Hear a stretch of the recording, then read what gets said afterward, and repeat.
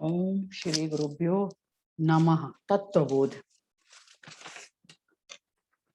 सूक्ष्म शरीर और मन।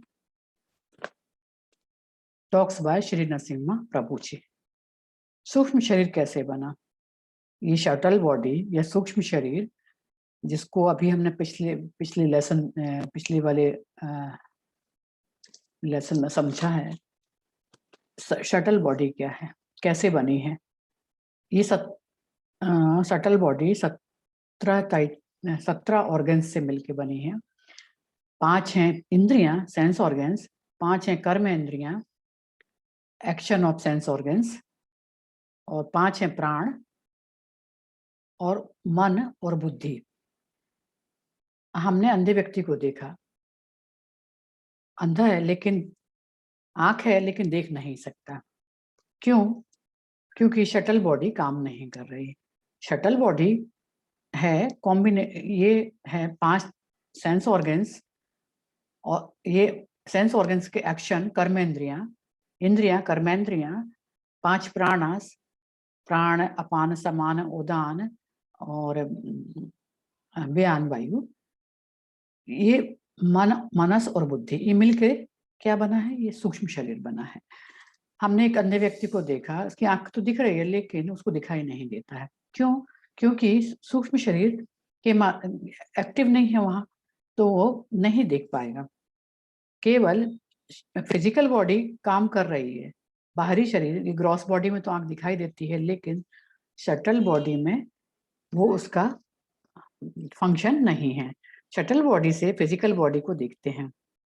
शटल बॉडी ही इस ग्रॉस बॉडी को कंट्रोल करती। कान सुनाई नहीं देता, क्या हुआ? कान फंक्शन में शटल बॉडी काम फंक्शन नहीं कर रही। शटल बॉडी को कंट्रोल करने वाला है प्राण, शटल बॉडी को भी कंट्रोल करने वाला है प्राण। ये प्राणिक एनर्जी जो पूरे बॉडी में फ्लो हो रही है, वो शटल बॉडी उससे वर्क करती है। प्राणों का चैनल है, जो एनर्जी फ्लो होती है वो प्राणिक एनर्जी है, चैनल्स हैं। ये इलेक्ट्रिक वायर के जैसे बहुत पतले पतले होते हैं, और पूरी बॉडी में एनर्जी को फ्लो करते हैं। यदि ये टूट गए तो वहां सूक्ष्म शरीर काम नहीं करता है। प्राणिक एनर्जी के जो वायर्स हैं, तार हैं, बहुत सूक्ष्म होते हैं, जो पूरे शरीर में फैले रहते हैं, जिसके वजह से सूक्ष्म शरीर काम करता है, एक्शन करता है। लेकिन यदि ये एनर्जी चैनल टूटे तो वहां वो बॉडी, शरीर का अंग काम नहीं करता। जैसे ये इसका पैरालिटिक अटैक हुआ तो क्या हुआ? मान लो हाथ में हुआ, हाथ काम करना बंद कर दिया, वहां प्राणिक एनर्जी का फ्लो बंद हो गया, इसलिए वो फिजिकल बॉडी काम नहीं करती। शटल बॉडी फिजिकल बॉडी को प्राणिक एनर्जी के माध्यम से कंट्रोल करती है। शटल बॉडी भी, सूक्ष्म शरीर, इस स्थूल शरीर को प्राणिक एनर्जी के माध्यम से कंट्रोल करता है। एक्सीडेंट होने पे क्या होता है? प्राणिक एनर्जी का कंट्रोल खत्म हो जाता है, तो शरीर का अंग कहीं चोट पहुंचती है, प्राणिक एनर्जी का वहां कंट्रोल खत्म हो जाता है, वो काम नहीं कर पाता। शरीर, फिजिकल बॉडी काम नहीं करती। सूक्ष्म शरीर मैटर है, स्थूल शरीर मैटर है, इसीलिए शटल सूक्ष्म शरीर काम नहीं करता है। जैसे कोई कार चला रहा है और ब्रेक फेल हो जाए तो क्या होगा? कार कंट्रोल नहीं होगी। वैसा ही है, वैसा ही सूक्ष्म शरीर, स्थूल शरीर और प्राणिक एनर्जी का संबंध है। यदि प्राणिक एनर्जी का फ्लो बंद हो जाए तो सूक्ष्म शरीर भी स्थूल बॉडी को कंट्रोल नहीं कर सकता है। ये कंट्रोल मैकेनिज्म है, प्राण कंट्रोल मैकेनिज्म है। शटल बॉडी और कुछ नहीं है, ड्रीमिंग बॉडी है। ड्रीमिंग बॉडी है जो ड्रीमिंग वर्ल्ड का अनुभव करती है। स्वप्नावस्था में ड्रीमिंग वर्ल्ड का अनुभव करने वाला ये ड्रीमिंग बॉडी है। ये 5 कर्मेंद्रियों के माध्यम से चलती है, और मन और बुद्धि, 5 ऑर्गन्स, 5 ऑर्गन्स, 5 कर्मेंद्रियां, मनस और बुद्धि के माध्यम से शटल बॉडी चलती। शटल बॉडी प्राण फिजिकल बॉडी को नहीं चलाते हैं। शटल बॉडी को कंट्रोल करने वाले प्राणिक एनर्जी सूक्ष्म शरीर को कंट्रोल करने वाले होती है। ड्रीमिंग वर्ल्ड ड्रीमिंग शरीर, ड्रीमिंग माइंड, ये ड्रीम माइंड और मनस और बुद्धि ये फंक्शन है सटल बॉडी को चलाने के लिए, ये फंक्शन है। Ultimate sense organs shuttle body को चलाने वाला, सेंस ऑर्गन्स और शटल बॉडी उनको चलाने वाला माइंड और बुद्धि ही है, मन और बुद्धि। मन और बुद्धि हैं जो वास्तव में शटल बॉडी के माध्यम से इस ग्रॉस बॉडी को चलाते हैं। माइंड के 4 फंक्शन होते हैं। वेदांत में इसे अंतःकरण कहते हैं। वेदांता टीचिंग्स में वेदांत के अनुसार इसे अंतःकरण कहते हैं। मन बुद्धि अहंकार चित्त, ये इनर इंस्ट्रूमेंट है शटल बॉडी का, इनर इंस्ट्रूमेंट। मन सेंस ऑर्गन्स के माध्यम से मन ऑपरेट होता है। 4 फंक्शन है, ये 4 फंक्शन है मन के, पार्ट नहीं है। मन आंखों के माध्यम से, माइंड आंखों के माध्यम से बाहर जगत को जानता है, बाहर जगत को देखता है।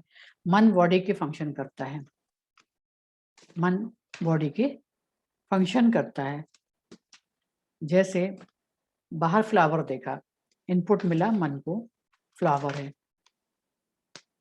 माइंड जो है प्राप्त करने वाला होता है, बाहर से चक्षु के माध्यम से बाहर देखा और कुछ ना कुछ उसको वहां दिखाई दिया, पर क्लैरिटी नहीं होती है। मान लो फ्लावर देखा, क्लैरिटी नहीं है कि क्या है ये, उसे पता नहीं है कि ये फ्लावर है। माइंड डाउटफुल होता है हमेशा, ये क्या हो सकता है। इनपुट मिलता है, ये क्या है, ये इनपुट माइंड को मिला। मन संशयात्मक होता है, संशयात्मक होता है, डाउटफुल होता है। बुद्धि निश्चयात्मक होती है, बुद्धि डिसीजन मेकर होती है, जो डिसाइड करती है कि ये फ्लावर है। बुद्धि डिसाइड करती है ये फ्लावर, डिसीजन मेकर है बुद्धि। संशयात्मक है, डाउटफुल है माइंड।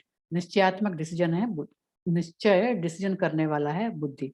बुद्धि को आवश्यकता होती है मेमोरी की। बुद्धि भी डिसाइड नहीं कर सकती है, उसको डिसीजन लेने में मेमोरी की आवश्यकता होती है कि क्या हो सकता है।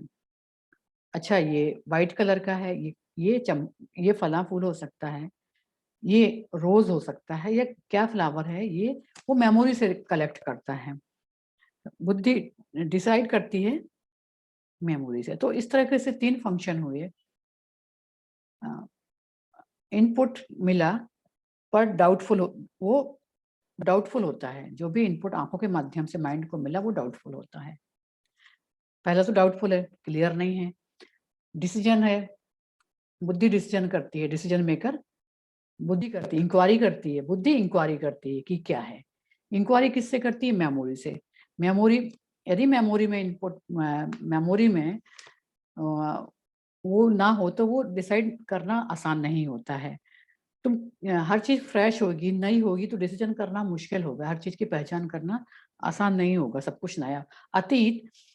अतीत पास्ट हमारा इस पहचान करने में, अनुभव करने में जो रिकॉर्ड है, पुराना अतीत का जो रिकॉर्ड है अनुभव मेमोरी में, वो हेल्प करता है बुद्धि को डिसीजन करने में।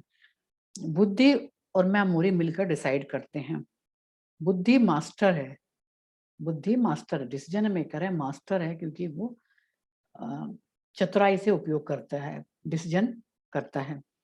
पर वो ओनर बन जाती है, बुद्धि ओनर भी बन जाती है। डिसीजन तो करती है पर ओनर भी बन जाती है। वो यही ईगो है। डिसीजन करने के बाद वो ये मैंने किया, ओनरशिप मैंने किया, डूअरशिप मैंने, ये मेरा है। बिजनेसमैन है, लैपटॉप का बिजनेस है, लॉस प्रॉफिट मेरा है। लैपटॉप बनाने वाला कोई और है, किसने बनाया मैटर नहीं करता है। मैं बिजनेस करता हूँ, मैं बिजनेसमैन हूँ। तो बुद्धि सीईओ जैसी होती है, ये बॉस बनती है, ओनरशिप अपने पास रखती है कि ये मेरा है, मैं हूँ। यही ईगो है। शरीर का सारा काम बुद्धि ही करती है। ईगो कहता है मैं ऑनर हूँ। बॉडी और माइंड बात करते हैं, बुद्धि है मैं बात कर रहा हूँ। बॉस है जो कुछ नहीं करता है, बुद्धि बॉस है जो कुछ नहीं करती लेकिन ऑनरशिप दिखाती है। यही ईगो है। मैंने खाया, मैंने किया, मैं ऐसा करता हूँ, मैं इसकी पहचान करता हूँ। मैं ये सब करना किसका काम है? बुद्धि का। पहचान क्या है? ये मैं हूँ, स्त्री हूँ, पुरुष हूँ, सुंदर हूँ, होशियार हूँ, मेरी बहुत सारी पहचान है। यही ईगो है। बुद्धि रूप और नाम से कनेक्ट करती है, क्योंकि मेमोरी से मिलकर डिसीजन करती है। तो मेमोरी में है कोई रूप, कोई नाम, लेकिन ईगो कुछ नहीं करता, लेकिन ओनरशिप दिखाता है। बुद्धि ईगो है, डिसीजन को भी प्रभावित करती है। बुद्धि ईगो है जो ओनर है और डिसीजन मेकर भी है, और डिसीजन को भी प्रभावित, बुद्धि के डिसीजन को भी ईगो प्रभावित करता है। बुद्धि के डिसीजन को भी ईगो प्रभावित करता है। कैसे? सीईओ का काम है बॉस से कंसल्ट करना और ओनरशिप दिखाना। सीईओ का काम है मैं बॉस से कंसल्ट करके करना और ओनरशिप दिखाना। तुम हॉलिडे पे जाना चाहते हो, दिसंबर में सोच रहे हो हॉलिडे पे जाऊं, कहाँ जाऊं? असम जाऊं, जयपुर जाऊं, अहमदाबाद जाऊं, बजट क्या है, दिन कितने लगेंगे? तुम डिसीजन नहीं करते, तुम संशय में हो, तुम डाउटफुल में हो कि क्या करूं। बुद्धि डिसीजन लेती है, मेमोरी से सलाह लेती है और डिसीजन लेती है। जयपुर जयपुर कैसा होगा? हॉट होगा, गर्म होगा। शिलोंग में बारिश होगी। बजट क्या है? 25,000 रुपए तक लगेंगे, कैंसिल करो। इनपुट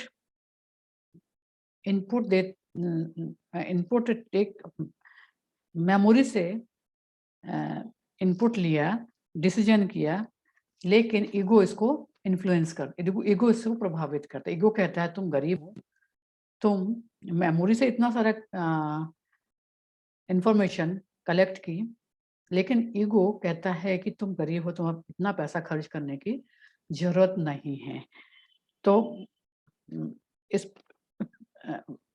मन क्या सोचता है? मन फ्यूचर के बारे में सोचता है, लेकिन ईगो इसको प्रभावित करता है। ईगो डिसाइड करता है कि तुम जाओगे या नहीं जाओगे, मैं पैसा खर्च करोगे या नहीं करोगे। बुद्धि तो डिसीजन लेती है, मन संशय में होता है, लेकिन बुद्धि तर्क देती है, निर्णय करती है। बुद्धि तर्क के थ्रू कि तुमको दिसंबर में छुट्टी मिल सकती है, जा सकते हो दिसंबर में, हॉलिडे मिल जाएगी, तब तुम जा सकते हो। बुद्धि क्लियर डिसीजन करती है, लेकिन ईगो कहता है पैसा खर्च करने की जरूरत नहीं है। ये वैसा ही है जैसे कोई फीमेल, महिला, वुमेन, बाहर निकलना है, गर्मी है बाहर बहुत, तो बुद्धि कहती है, निर्णय देती है कि तुम व्हाइट कपड़े पहनो, गर्मी कम लगती है उसमें। पर एक मेरी पहचान तो महिला से है, मुझे स्त्री हूं मैं, मुझे सुंदर लगना है, सुंदर दिखना है, मैं व्हाइट कपड़े कैसे पहन सकती हूँ? मैं ये कलरफुल साड़ी, ये रेड साड़ी पहनूंगी। बुद्धि का डिसीजन ईगो से, बुद्धि डिसीजन क्लियर करेगी, पर ईगो उसको प्रभावित कर देता है। मैं कैसे महिला होके ये साड़ी कैसे पहन सकती हूँ?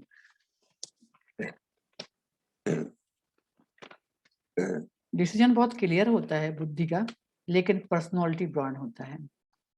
पर्सनालिटी ज्यादा ब्रॉड होती है, ईगो पर्सनालिटी है, ईगो बॉस होता है बुद्धि का। बुद्धि का बॉस भी ईगो है। ईगो पर्सनालिटी है, मैं वुमेन हूँ, मैं ऑफिसर हूँ, मैं स्त्री हूँ, मैं पुरुष हूँ। बुद्धि लॉजिकली ऑपरेट करती है, पर्सनालिटी को, पर्सनालिटी बॉस बनता है। आत्मज्ञान के बाद ये क्या होता है? ईगो पीछे चला जाता है, वीक हो जाता है ईगो। ओनरशिप से ये मेरा है और मेरा, ये वीक होने लगता है धीरे धीरे। साक्षी भाव प्रकट होने लगता है। मैं आत्मा हूँ, मैं साक्षी हूँ, मैं कोई पर्सनालिटी नहीं। ये मेरी पहचान ऊपरी है, बाहरी है, जो सुपरफिशियल है, ये मैं नहीं हूँ। मैं आत्मा हूँ, साक्षी हूँ, डिसीजन मेकर नहीं है कोई व्यक्ति। साक्षी कोई पर्सनालिटी नहीं, कोई व्यक्ति नहीं है, कोई डिसीजन मेकर नहीं है। पर्सनालिटी ईगो बनाती है।